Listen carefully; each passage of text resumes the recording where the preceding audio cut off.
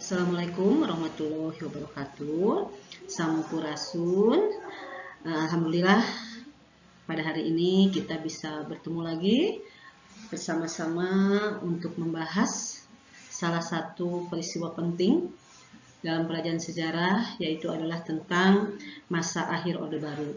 Nah, pada pertemuan yang lalu ya kita bahas tentang berbagai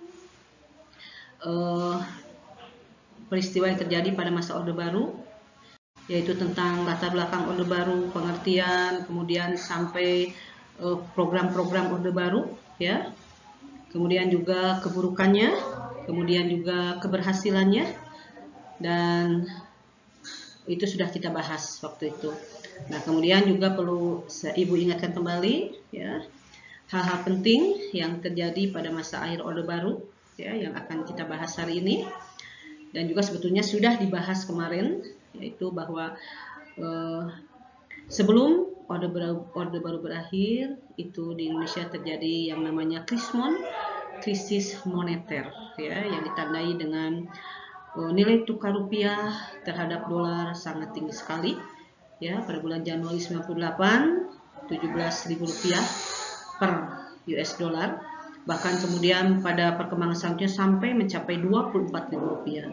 Kemudian sejumlah perusahaan juga banyak yang mengalami kebangkrutan. Kemudian krisis politik, munculnya kerusuhan di beberapa kota di Indonesia, ya, akibat terjadinya demonstrasi besar-besaran dari para mahasiswa. Kemudian juga terjadinya tragedi Trisakti, tragedi Semanggi, dan kemudian terjadilah kerusuhan massal, di mana massa waktu itu menyerbu ke mall, menyerbu ke rumah-rumah pemukiman mewah, ya, kemudian juga hotel, dan mereka melakukan penjarahan, kemudian melakukan pembakaran, ya.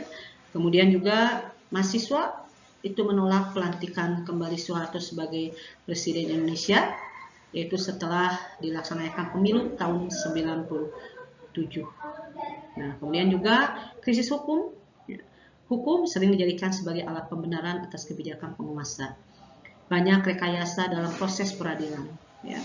Jadi hukum itu hanya berlaku untuk orang kecil, untuk pengusaha, untuk orang kaya, untuk pejabat, tidak berlaku hukum. Ya, hukum bisa dibeli dengan uang. Kemudian juga krisis kepercayaan, ya, yaitu kekuatan oposisi menyuarakan ketidakpercayaan terhadap pemerintahan Soeharto.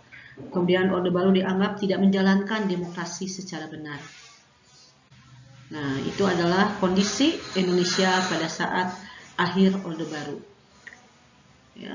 Nah, setelah itu kemudian apa yang diinginkan oleh rakyat Indonesia, apa yang dituntut oleh mahasiswa Indonesia, yaitu bahwa Presiden Soeharto harus mengundurkan diri, dan kemudian akhirnya pada bulan Mei, 21 Mei 1998, ya, Pak Harto mengundurkan diri sebagai presiden, dan kemudian jabatan presiden oleh Presiden Soeharto diserahkan kepada wakilnya, yaitu B.J. Habibie.